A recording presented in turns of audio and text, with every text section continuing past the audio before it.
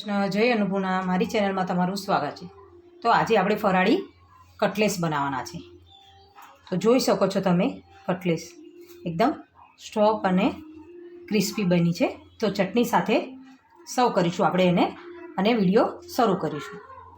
એના માટે મેં અહીંયા કાચા કેળા લીધા છે। આવા 4 નંગ લીધા છે। આપણે એને કાપીને આવી રીતે બે ટુકડા કરી લઈશું।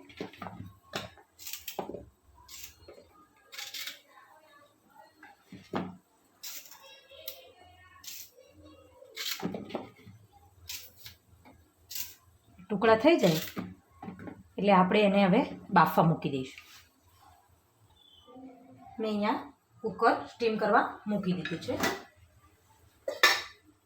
તો આમાં આવી રીતે આપણે કેળાના કટકાને મૂકી દેવાના છે।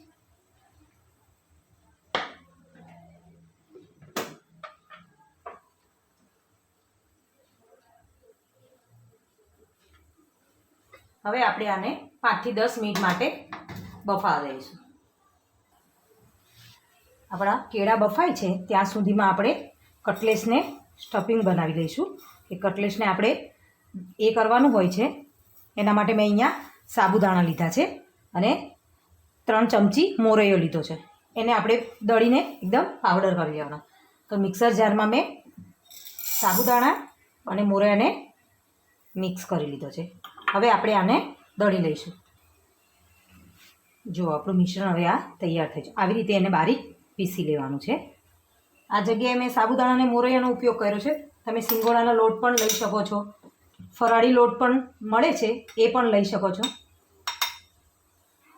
આપણે કટલેસમાં ખવાય તેવી આપણે ચટણી બનાવી લઈશું। એના માટે મેં અહીંયા ધાણાનો ઉપયોગ કર્યો છે। ધાણાની ડંડી પણ લઈ લીધી છે, એનો ફ્લેવર સારો હોય છે। અહીંયા 3 થી 4 નંગ મરચાં લઈ લીધા છે અને અહીંયા મેં ટોપરું લઈ લીધું છે। અડધાનું અડધો ભાગ ટોપરું મેં લીધું છે। તમે સિંગદાણા પણ લઈ શકો છો। સ્વાદ પ્રમાણે મેં અહીંયા મીઠું ઉમેર્યું છે। 1 ચમચી લીંબુનો રસ ઉમેર્યો છે। હવે આપણે આને ગ્રેન્ડ કરી લઈશું। આપણી હવે તૈયાર થઈ ગઈ। જો એકદમ વાટીને સરસ થઈ ગઈ છે। હવે એક બાઉલમાં હું એને કાઢી લઈશ। તો કટલેસ સાથે ખવાય તેવી ચટણી આપણી તૈયાર છે। જો કટલેસ સાથે ખવાય તેવી ચટણી આપણી સરસ તૈયાર છે। ચાલો આને હવે સાઈડમાં મૂકી દઈશું। 5-10 મિનિટ થઈ ગઈ છે। હવે આપણે જોઈ લઈશું। જો આપણા કેળા બફાઈ ગયા છે। હવે ગેસ બંધ કરી દઈશું અને એક બાઉલમાં આપણે એને કાઢી લઈશું। કેળા આપણા બફાઈને સરસ થઈ ગયા છે। આપણે થોડાક એને ઠંડા થવા દઈશું। ઠંડા થાય એટલે એની છાલ કાઢી લઈશું। તો આપણે કેળાની છાલ ઉતારી લઈશું, એક બાઉલમાં મૂકી દઈશું એને।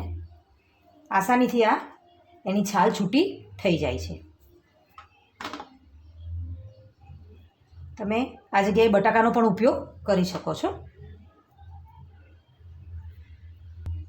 જો કેળા છોલી નાખ્યા છે આપણે। હવે આવી રીતે હું એને ક્રશ કરી નાખીશ। તમારી પાસે પાઉંભાજીનું હોય એની રીતે એને ક્રશ કરી દેવાનું છે। ગરમમાં જ આને ક્રશ કરી દેવાનું, ઠંડા વધારે નથી થવા દેવાના। બરાબર આને ક્રશ કરી દઈશું આપણે।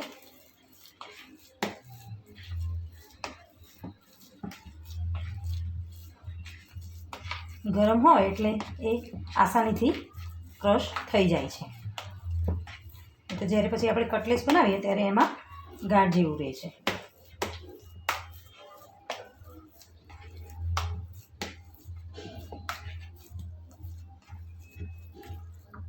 જો આવી રીતે આપણે એને ક્રશ કરીએ। હવે આપણે આમાં બીજા મસાલા ઉમેરી દઈશું। એટલે મેં અહીંયા સિંગદાણાનો ભૂકો લીધો છે 1 વાટકી,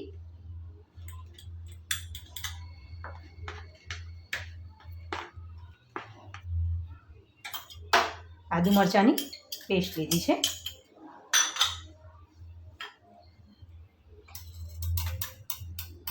સંચળ પાવડર લીધો છે, લીંબુનો 1 ચમચી, કેમ કે આમાં મીઠાશ હોય છે કેળામાં, 2 ચમચી મેં લીંબુનો રસ લીધો છે.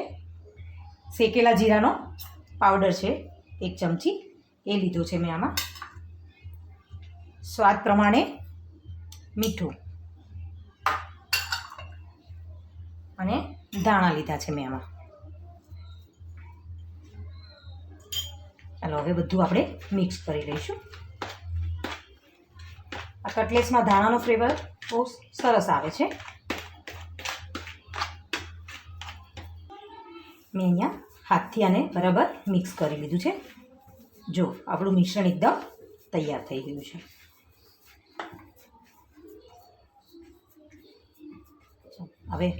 હવે આપણે આની કટલેસ બનાવીશું. ચાલો હવે એને ધીરે ધીરે આવી રીતે ગોળ કરી લઈશું. મેં અહીંયા કટલેસનું બીબું લીધું છે. તમે એને ગોળ પણ બનાવી શકો. આવી રીતે મેં અંદર ભરી લીધો છે. આવી રીતે દબાઈને ભરી લેવાનું છે અને આવી રીતે એને કાઢીને કટલેસ, જો આપણી કટલેસ તૈયાર છે. આવી રીતે આપણે બધી બનાવી લઈશું. આવી રીતે બરાબર આપણે એને દબાવીને, આ ફરાળી કટલેસ ફટાફટ તૈયાર થઈ જાય છે. આમાં કોઈ બહુ વાર લાગતી નથી. જો આવો આપણે એને આકાર આપી દેવાનો છે. હવે આપણે આવી બધી કટલેસ તૈયાર કરી દઈશું. આપણે બધી કટલેસ બનાવીને તૈયાર કરી દીધી. મારી પાસે આવો આકાર પણ હતો એટલે મેં આવો આકાર પણ બનાવ્યો. જે આપણે એનું મિશ્રણ તૈયાર કર્યું હતું મોરૈયો અને સાબુદાણાનો, એમાં આપણે આને લગાવી લેવાનું છે. આવી રીતે લગાવીને બધી કટલેસને તૈયાર કરી લઈશું. આ જગ્યાએ તમે ફરાળી કોઈ પણ લોટ વાપરી શકો છો, સિંગોડાનો લોટ પણ વાપરી શકો છો, પણ મેં આ ઘરે દળીને જ બનાવ્યો છે. આપણે આ તૈયારી કરીએ એટલામાં આપણે તેલ ગરમ કરવા મૂકી દઈશું. હવે આપણે અહીંયા એક તેલ મૂકી દીધી છે અને ગેસ ચાલુ કરી લઈશું. ધીમા તાપે ગેસ ચાલુ કર્યો છે. આમાં મેં તેલ ઉમેર્યું છે. આપણે મીડિયમ જ તેલ ઉમેરવાનું છે, બહુ તેલ નથી ઉમેરવાનું. એને ફ્રાય જેવા જ કરવાના છે. બહુ આપણે વધારે તેલમાં એને નથી તળવાના. આપણું તેલ ગરમ થાય ત્યાં સુધીમાં આપણે આને તૈયાર કરી લઈશું કટલેસને. હવે આપણું તેલ ગરમ થઈ ગયું છે તો આપણે જે બનાવેલી કટલેસ છે એમાં મૂકી દઈશું.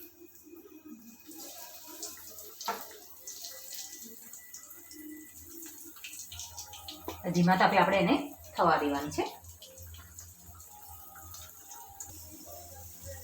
ધીમા તાપે આપણે એને આવી રીતે પલટાવી લઈશું.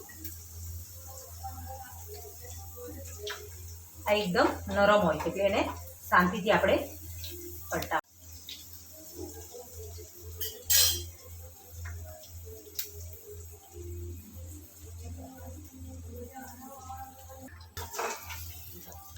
કટલેસ તૈયાર થાય છે તો આપણે એને થવા દઈશું. થોડી બ્રાઉન કલર જેવી થાય ત્યાં સુધી થવા દઈશું.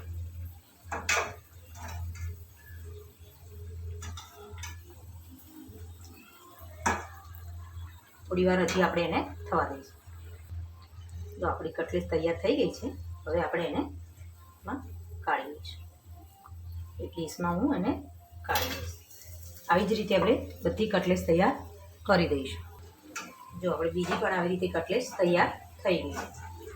અને બહુ આપણે શેકાવા નથી દેવાની. બહુ લાલ કરશો તે અંદર કડવાશ પકડી લેશે. એટલે આને ગોલ્ડન બ્રાઉન જેવું થાય ત્યારે આપણે એને આને કાઢી દઈશું. જોઈ શકો છો તમે મારી કટલેસ તૈયાર થઈ ગઈ છે. એકદમ સરસ અને એકદમ ક્રિસ્પી, એકદમ સોફ્ટ. તો આપણે એને ચટણી સાથે સર્વ કરીશું. જો તમને આ વિડીયો પસંદ આવ્યો હોય તો લાઈક કરો, શેર કરો, કમેન્ટ કરવાનું ભૂલતા નહીં. જય શ્રી કૃષ્ણ, જય અન્નપૂર્ણા.